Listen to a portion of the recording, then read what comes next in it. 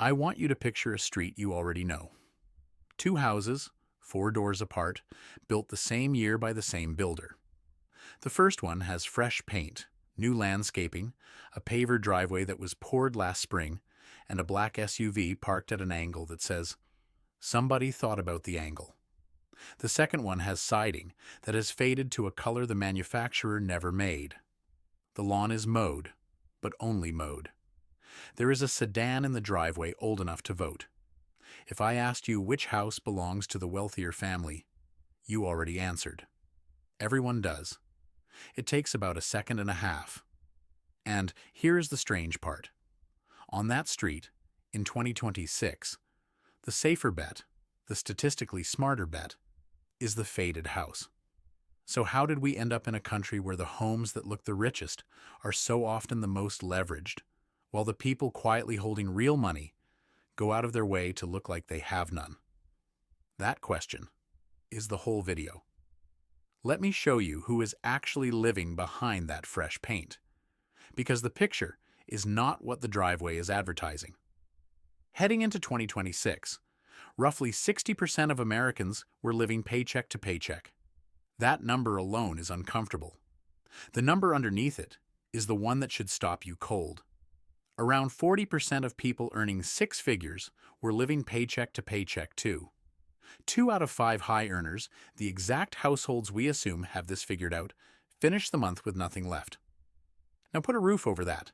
The typical American household is spending somewhere around $6,500 a month just to exist. Housing is the largest slice of it by a wide margin, and it has been growing faster than the paychecks underneath it. A record share of homeowners, not renters, homeowners, are now spending more than 30% of their income just to stay in the house they already own. They are not house hunting. They are house surviving. Meanwhile, the personal savings rate, the slice of income the average American actually keeps, sat near 4.5% in early 2026. Historically, that figure has averaged closer to 8.5%. So we are keeping roughly half of what previous generations kept, while spending more than ever to look the part in front of neighbors we barely speak to.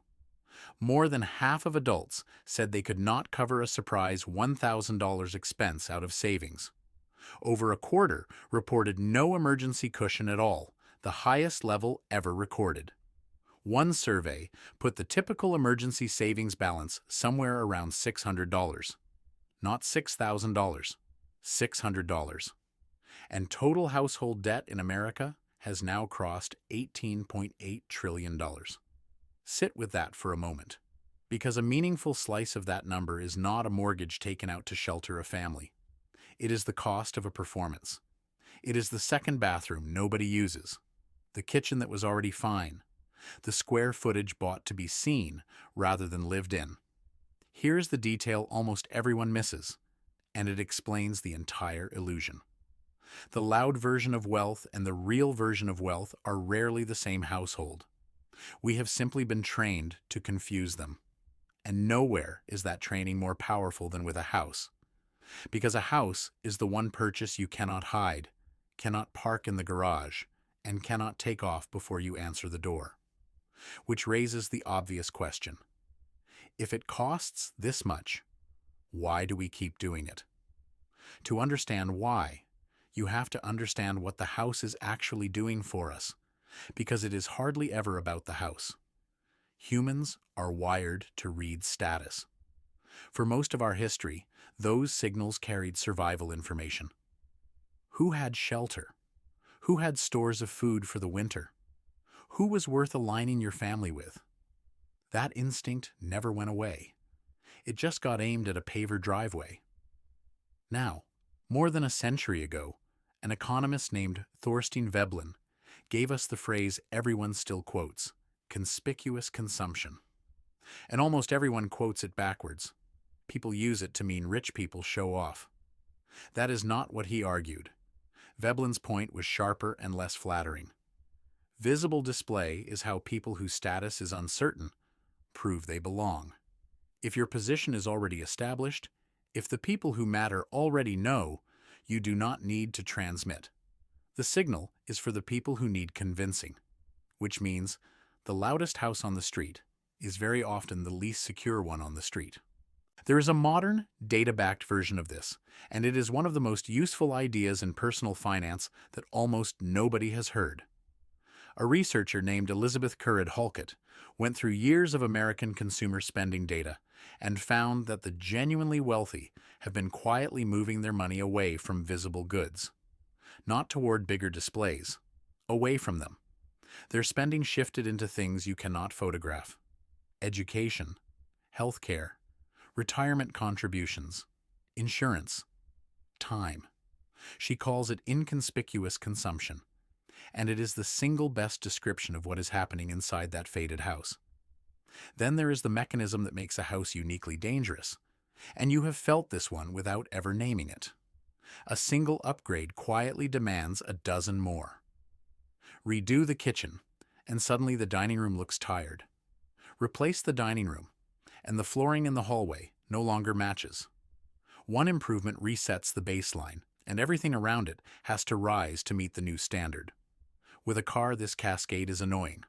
With a house, it is nearly infinite, because a house has rooms, and rooms have contents, and contents have opinions about each other.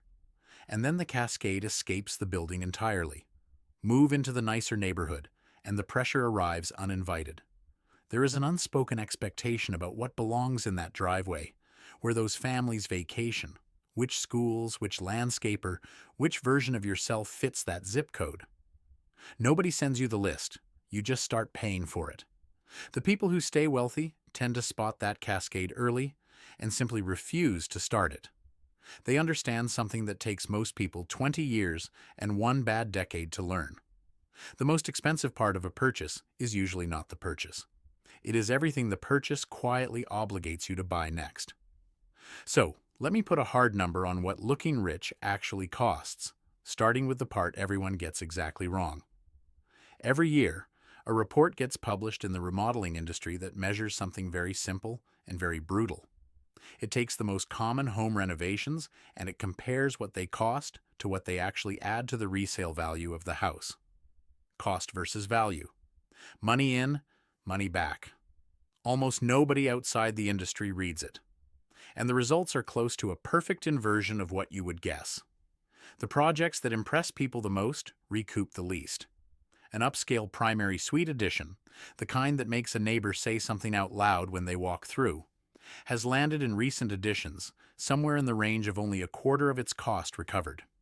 A major upscale kitchen remodel, the single most photographed renovation in America, has repeatedly come back somewhere between a third and a half. You spend $100,000. The market hands back 30 or 40. Now flip it. The projects that recoup the most are almost comically unglamorous.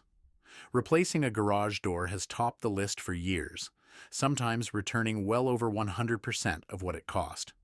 An entry door, siding, manufactured stone veneer. Boring, structural, largely invisible to anyone who is not specifically looking. Read that ranking again, because it is telling you something almost nobody says out loud. The renovations that make a house look wealthy are, on average, the ones that destroy the most money. It is not that the fancy kitchen is a bad investment. It is that it is not an investment at all. It is consumption wearing an investment's clothing, and it is consumption at a 50 to 75% loss. So, when you walk past the house with the newly opened floor plan and the quartz waterfall island, you are not looking at a family that made a smart financial move. You are looking at a family that spent, say, $90,000 and permanently vaporized somewhere around $55,000 of it in exchange for a room that photographs well. And the family 4 doors down, in the faded house with the original 1994 kitchen that still functions perfectly, they did not miss an opportunity. They declined to light $55,000 on fire. And I want to be precise about where this number comes from, because it matters. This is not a study by people who dislike renovations. It is published by the remodeling industry itself, using data from real estate professionals in over 100 markets, and it has told the same story year after year for 2 decades. The industry has been openly reporting that its most profitable work is its worst value for the customer, and almost nobody outside the trade has ever read it. Ask any appraiser and they will tell you a version of the same thing in plainer language. A house is worth what comparable houses in that neighborhood sell for, plus or minus a limited adjustment. Which means there is a ceiling in every neighborhood, and it does not move because you spent more. If you put a $120,000 kitchen into a street where houses sell for $500,000, the market does not congratulate you. It just quietly declines to pay for most of it. That is the first cost, and it is the one people argue with.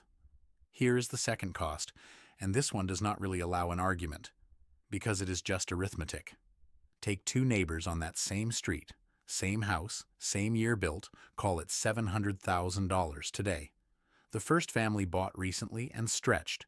Their mortgage payment, with taxes and insurance folded in, runs somewhere around $4,800 a month. The second family bought decades ago and paid the loan off in 1998. Their monthly housing cost is property tax and insurance. Call it $900. The difference is roughly $3,900 every month.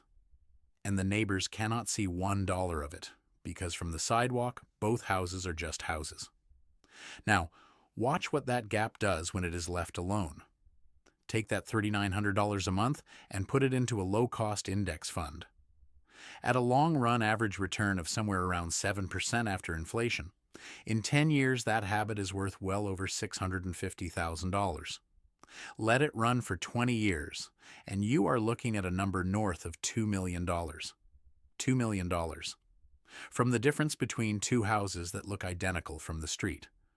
So the real choice was never the nice house or the plain house. The real choice was a nicer house now, or generational money later. And the second family did not make that choice once. They made it 240 consecutive times, quietly on the first of every month, while the neighbors assumed they simply could not afford anything better. That is the cost that never appears on a listing. Every dollar locked into looking wealthy is a dollar that can never go to work becoming wealthy. And with a house, the leak does not stop at the mortgage. There is a trap in owning more house than you need, and it has almost nothing to do with the payment itself. Every major possession drags an entire ecosystem of expenses behind it. Call it the lifestyle multiplier. A bigger house is not just a bigger mortgage. It is more property tax, calculated as a percentage of a larger number, forever. It is more insurance on more replacement cost. It is more square footage to heat in January and cool in July. It is more roof, more gutters, more water heater, more HVAC, more of every system that eventually fails on a schedule nobody controls. The rule of thumb tradespeople use is that a house consumes roughly 1 to 4% of its value every year just in maintenance. On a $700,000 house, that is somewhere between $7,000 and $28,000 a year. That has nothing to do with the loan. It is simply rent you pay to the building. And then there is the pressure nobody prices in at all. Empty rooms do not stay empty. Buy the house with the extra living space, and within 18 months, there is furniture in it. Furniture you would never have bought if the room had not existed and asked to be filled. A purchase that felt like one decision quietly becomes 40. The genuinely wealthy tend to run that full calculation before they sign, which is exactly why so many of them live in houses that are noticeably more modest than their net worth could justify. And often, the bill for the image does not politely wait 30 years. It shows up monthly, with interest attached.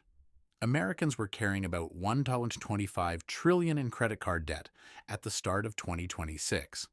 For households actually carrying a balance, the average sat near $6,700. The average interest rate on cards charging interest was roughly 21%. But the house has its own version of this, and it is quieter. When someone has been in a home for a long time and the equity has built up, there is enormous pressure to borrow against it. Home equity lines, cash-out refinances, second mortgages, and a large share of that borrowed money does not go into a business or an emergency. It goes into the kitchen, the pool, the addition. which means some of the most impressive houses on your street are impressive on credit. The equity that took 20 years to accumulate got converted into a countertop in a single afternoon. Now let me show you the number that reframes all of this, because it is invisible by design. The number is net worth. And in America, the gap between what people appear to have and what they actually have is staggering. The median household net worth, the true middle of the country, sits somewhere around $192,000. But the average gets reported as roughly $1 million, because a small number of enormously wealthy households drag the average upward. The median is the honest picture, and it tells you most people own dramatically less than the houses around them suggest. Here's the part that matters for this video, and it is one of the most useful facts in personal finance. Look at how much of a household's net worth is tied up in the primary residence, and the answer changes completely depending on where you are on the ladder.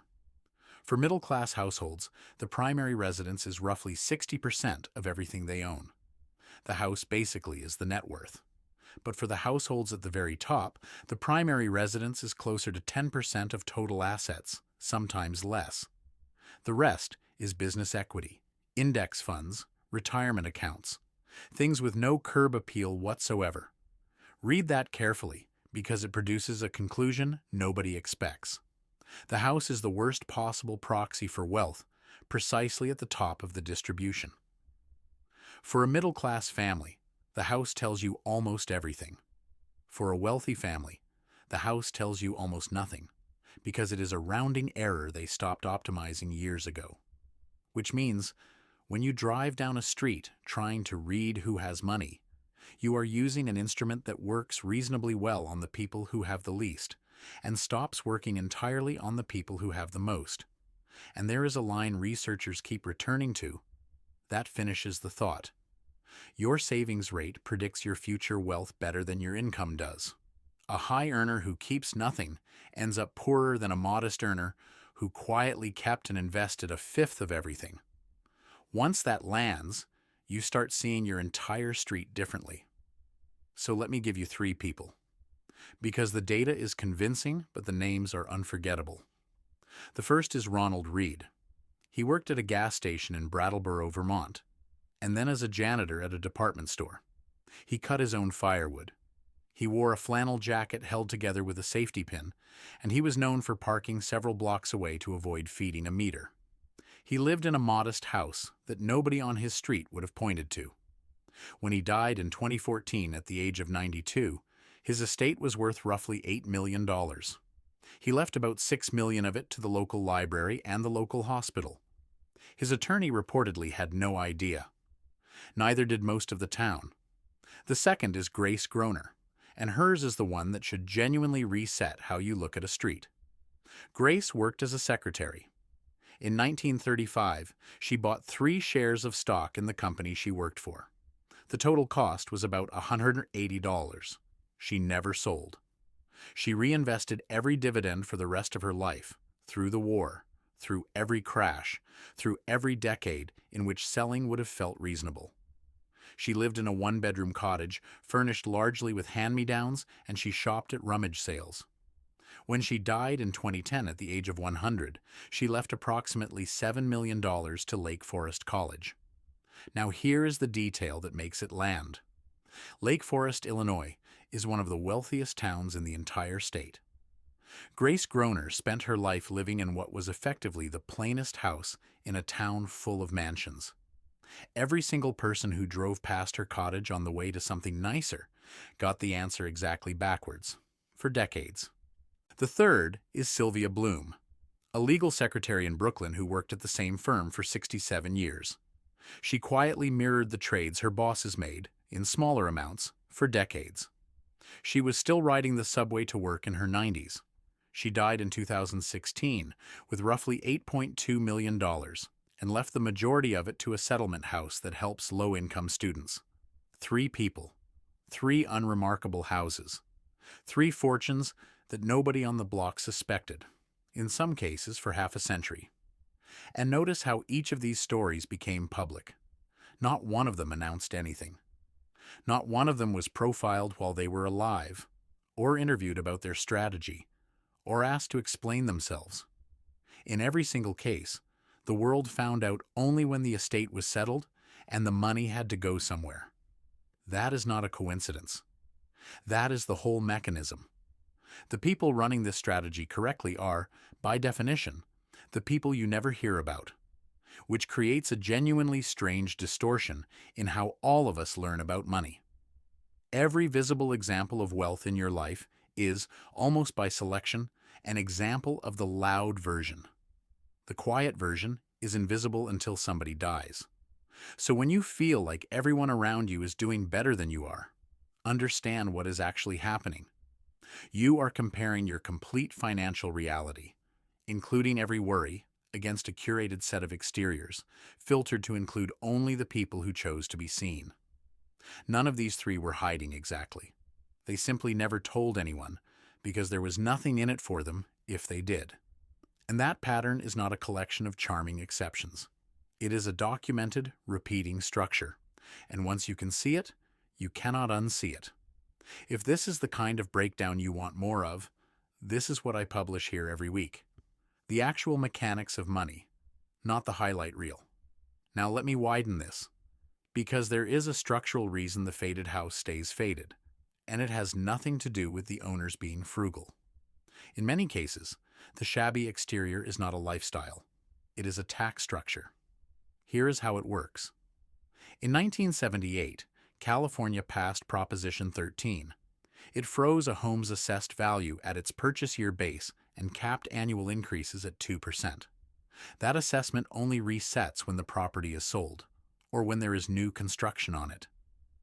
Think about what that creates. A family that bought in 1979 can be sitting on $1.5 million in equity while paying property tax calculated on a 1970s number.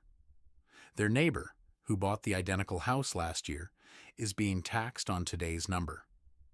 Two identical houses, side by side, and one household is paying a few thousand a year, while the other pays 5 or 6 times as much. And the moment that long-term family pulls a permit for a visible addition, the new construction gets assessed at current value. So there is a direct, permanent, structural financial incentive to leave the outside of the house alone. California is the most extreme version, but it is not alone. Florida caps annual assessment increases on a homesteaded property at 3%. Texas caps homestead increases at 10%. Across the country, long-term owners are quietly sitting on a discount that gets larger every year they do not touch the building. The peeling paint is not neglect. It is a very expensive thing being protected. Now here is the second structural point, and it is the one that will change how you read every neighborhood you drive through for the rest of your life. A signal only carries information when it is voluntary. In a neighborhood governed by a homeowners association, the mowed lawn, the repainted trim, the absence of a boat in the driveway, the approved shade of beige, all of it is enforced by covenants, fines, and in the worst cases, liens. Every household in that subdivision looks equally prosperous because appearing prosperous is a contractual obligation, which means in an HOA neighborhood, the exterior of a house tells you literally nothing about the finances inside it. The information content is zero. Everyone is required to send the same signal. The signal only means something on the older, unrestricted street, where keeping up the front of the house is a choice. And that is precisely where you find the family who paid the house off in 1998 and has been quietly investing the difference ever since. And there is one more reason to keep the exterior quiet, and it has nothing to do with money at all. Criminologists have actually studied how burglars choose a house. In one study out of the University of North Carolina at Charlotte, researchers surveyed over 400 incarcerated burglars about exactly that decision. And the answers were not random at all. Target selection ran on visible cues: the condition of the landscaping, the vehicles in the driveway, whether the property suggested there were expensive things inside, whether anyone appeared to be home. A large majority said they tried to determine whether there was an alarm, and most said that if they found one, They would simply move on to a different house. Read that as what it is. The exterior of your home is a message, and it is being read by people you did not intend to send it to. Insurance companies operate on the same logic from the other direction, which is why high-value home policies frequently require additional security measures before they will write the policy at all. So the plain house is not only cheaper to buy, cheaper to hold, cheaper to tax, and cheaper to maintain. It is also, statistically, less likely to be chosen. That is a real return, and it never shows up in anyone's spreadsheet. Which brings us to the single most important distinction in all of this. And it sounds almost too simple right up until it rearranges how you see everyone around you. There are two documents attached to every house on your street. There is the facade, and there is the ledger. The facade is what you can see from the sidewalk. The paint, the landscaping, the vehicle, the front door, the light fixtures. And the facade has one defining property, which is that it is free to fake. Anyone with access to credit can buy a better facade this weekend. A home equity line, a contractor, and about 6 days is all it takes to move a house from the bottom of the street to the top of it, visually, with borrowed money. The ledger is everything you cannot see. What is owed against the house? What is in the retirement accounts? What the monthly obligations actually are? Whether the family has 6 months of expenses or 6 days. And the ledger has the opposite property. The ledger cannot be faked. Not because people are honest, but because the ledger is not addressed to anyone. It has no audience. Nobody performs a brokerage statement. So when you look down a street and try to rank the houses by wealth, you are ranking facades. You are reading the one document that is free to forge and completely ignoring the one that is real, because the real one is invisible from a moving car. The genuinely wealthy figured this out a long time ago. They stopped competing on the facade, which everyone can see and anyone can borrow their way into, and started competing on the ledger, which almost nobody can see and nobody can borrow their way into at all. Looking poor is simply what a strong ledger looks like from the sidewalk. Let me make that concrete with two families you have probably lived near. Two couples move onto the same street the same summer. Same builder, same floor plan, same price, both in their early 30s, both with steady jobs and a kid on the way. The first couple treats the house as a starting point. Year 2, the kitchen comes out. Year 4, they open the wall between the dining room and the living room because the layout felt closed. Year 6, the primary suite addition, financed with a home equity line because the equity was just sitting there. Somewhere in there, the driveway gets repaved and the SUV gets replaced on schedule. Every improvement is genuinely nice. Every improvement is genuinely visible. From the street, they are, without question, the family who is winning. The second couple treats the house as a container. They fix what breaks. They replace the roof when the roof is finished, not when it looks tired. The 1994 kitchen stays, because it makes food. They put every dollar they did not spend on the house into index funds on the first of every month, automatically, before they ever see it. For 14 years, they look like the family that fell behind. The neighbors are kind about it and slightly puzzled. Then the ground shifts, the way it always eventually does. A recession arrives.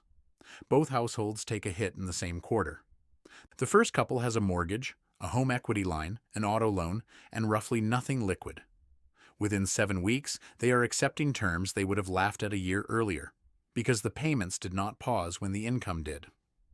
The second couple has a paid-down house and a portfolio that has been compounding since their early 30s. They take 4 months. They turn down the first 2 offers. They accept the third, on their own timeline, from a position of leverage.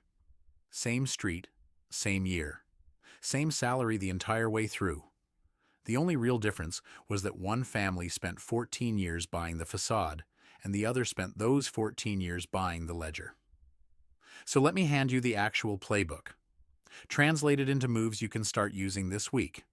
Move 1. Buy the boring house on the good street. The single most consequential financial decision most people ever make is not which stock, which fund, or which career. It is how much house. And almost everyone gets talked into answering it with a payment instead of a price. A lender will tell you what you can be approved for. That number is not advice. It is an offer. The rule the quietly wealthy tend to run is a multiple of income, not a multiple of hope. Somewhere around 2 to 3 times gross household income for the total price of the home, not the payment.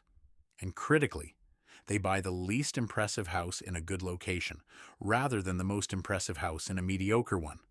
Location is the part you cannot renovate. Everything else is cosmetic, and cosmetic is exactly the part that other people are looking at, and exactly the part that never pays you back. The plain house on the good street is the highest return version of this decision, and it is the one that gets you the least social credit for making it. Those two facts are related. Move 2. Price the ecosystem, not the payment. Before you commit to any house, build the full carrying number. Mortgage, property tax, insurance, utilities on that square footage, and then add somewhere between 1 and 4% of the home's value annually for maintenance, because the building is going to bill you whether you budgeted for it or not. Then add the furnishing cascade, honestly. If there are rooms you do not currently have furniture for, that furniture is part of the purchase price. You will buy it. Everyone does. Run that total against your actual take-home pay, and a lot of houses that felt affordable quietly disqualify themselves. That is not the calculation failing. That is the calculation working. Move 3. Renovate for function, never for the street. Adopt one filter and apply it without exception. Does this fix something that is broken, or does this change how the house is perceived? If the roof leaks, the answer is obvious. If the water heater is at the end of its life, replace it before it decides for you. Those are ledger decisions. But if the kitchen works and you are replacing it because it reads as dated, understand exactly what you are doing. You are converting somewhere around half of that money into nothing, permanently, in exchange for a room that other people will compliment. That trade is allowed. Plenty of people make it happily and never regret it. But make it consciously, as consumption, with the number in front of you. Do not let anyone tell you it is an investment, because the industry's own data has been saying otherwise for 2 decades. Move 4. Pull the public record before you envy anyone. This is the one almost nobody knows, and it takes 90 seconds. Mortgages, home equity lines, second mortgages, and liens are recorded documents. They are filed at the county recorder or county clerk's office, and in most of the country they are searchable by address, online, for free. Assessed values, sale prices, and sale dates usually sit in the county assessor's database alongside them. You cannot fake a lien record. There is no financing option for the ledger. Look up the house that makes you feel behind. Sometimes you will find a family who bought in cash. Far more often, you will find a purchase from 18 months ago, a first mortgage, and a home equity line recorded 4 months after that. And the feeling you have been carrying about that house will dissolve in about the time it takes to read one page. And you can go further because the assessor's record usually tells you the sale date and the sale price. That gives you the 2 things that actually matter: how long they have owned it and what they paid. A house bought in 2003 and a house bought last year are not remotely the same financial object, even if they are identical buildings on identical lots. One word of caution, because this is a tool, and tools can be misused. Look these records up to correct your own thinking, not to build a case about your neighbors. The point is not to catch anybody. The point is to stop letting a paint color make decisions about your life. What you are actually doing here is replacing a guess with a document, and the relief usually arrives faster than you expect. Do this once, and you will never read a driveway the same way again. Move 5. Automate the difference the same day it exists. Every one of these decisions produces a gap. The house you did not buy, the kitchen you did not replace, the addition you declined. That gap is only wealth if it leaves your checking account. Because here is what actually happens to an unautomated surplus. It gets absorbed. Not dramatically, not through some catastrophic purchase, but through a slow, invisible expansion of ordinary life until the surplus is simply gone, and you could not tell anyone where it went. So set the transfer for the day you get paid, before the money ever feels spendable. The mechanism is older than any app, and it is the closest thing personal finance has to a guarantee. Pay yourself first, then build your life around what remains. Same income, completely different outcome, purely because of sequence. Move 6. Decide what enough square footage looks like before the money arrives. The reason high earners get trapped in the housing treadmill is that they never set a finish line, so every raise just relocates the target. They earn more, they upgrade, and they feel exactly as stretched in the 4,000 square foot house as they did in the 1,800 square foot one. So decide in advance. How many bedrooms does your family actually need? Not for the holidays, not for the hypothetical guests, but for the ordinary Tuesday you will live 340 times a year. How much space do you genuinely use? Write that number down while you are still under it, because the honest answer is only available before you can afford to ignore it. Then let every dollar past that point go into the ledger. A household that decides what enough looks like and then goes on to earn well past it builds wealth at a rate that looks almost unfair from the outside. The secret is not that they earn dramatically more. It is that they stopped moving the finish line every time they got close to it. Now I want to be honest with you about 2 exceptions, because you deserve the version of this that survives contact with reality. First, in Florida and Texas, the expensive house can genuinely be the strategy. Both states offer effectively unlimited homestead protection from creditors by value, limited instead by acreage.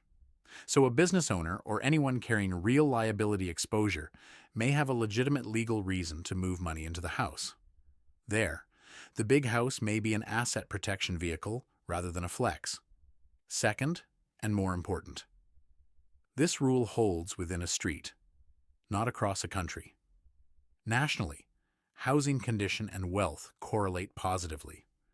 The most genuinely dilapidated housing in America is overwhelmingly occupied by people who are actually struggling, and pretending otherwise would be insulting to them. The claim here is narrower and stronger. Hold the neighborhood constant. Same street, same era, same price bracket. Do that, and the exterior stops being a wealth signal and becomes a cash flow signal. But there is something underneath all of this, and it may be the most important part of the video.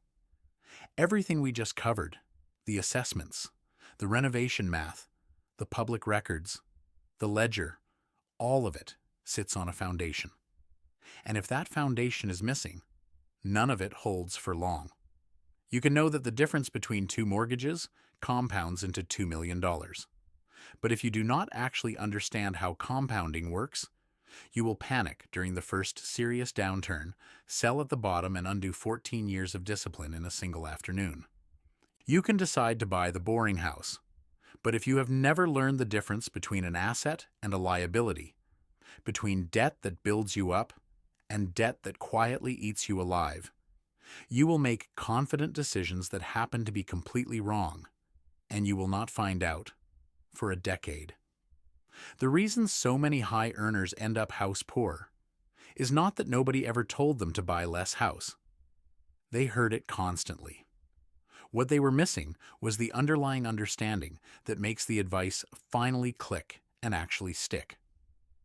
Buying the plain house is a strategy. Financial literacy is the operating system that strategy runs on. Without it, you are following rules you do not really understand, which means the moment life gets complicated, those rules fall apart in your hands. You can see the gap everywhere once you know to look for it. 2 families read the exact same advice.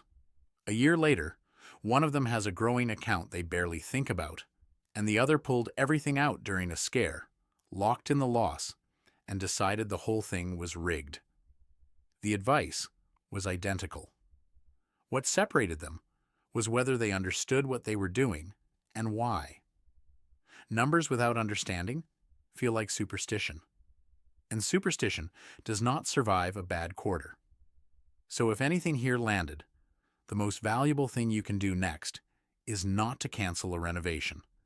It is to make sure you genuinely understand the fundamentals underneath all of it. That is exactly why this channel has a full breakdown of financial literacy, built as the real starting point before you make a single major decision about a house. So go back one last time to that street. 2 houses, 4 doors apart, built the same year by the same builder. The fresh paint and the paver driveway on one end, the faded siding and the sedan old enough to vote on the other. You see them differently now. You know that one of those families may be paying property tax on a 1979 number. You know that the impressive kitchen probably returned about 40 cents on the dollar. You know that the facade is the one document that can be borrowed into existence in a weekend, and the ledger is the one that cannot be borrowed into existence at all. You know that Grace Groner lived in the plainest cottage in one of the richest towns in Illinois, and every single person who drove past it for 75 years got the answer exactly backwards. And you know the thing that actually separated those two families on that street was never income. It was understanding. One of those houses is sending a message outward to people who are not paying its bills and will not be there when it matters. The other one stopped sending messages a long time ago and started keeping score somewhere nobody can see. The wealthy figured out a long time ago that the goal was never to look rich. The goal was to be free. And freedom is quiet. It does not need paint, or a driveway, or an audience. So the next time you drive down a street and instinctively rank the houses, remember that the richest house on the block is usually the one you were not looking at.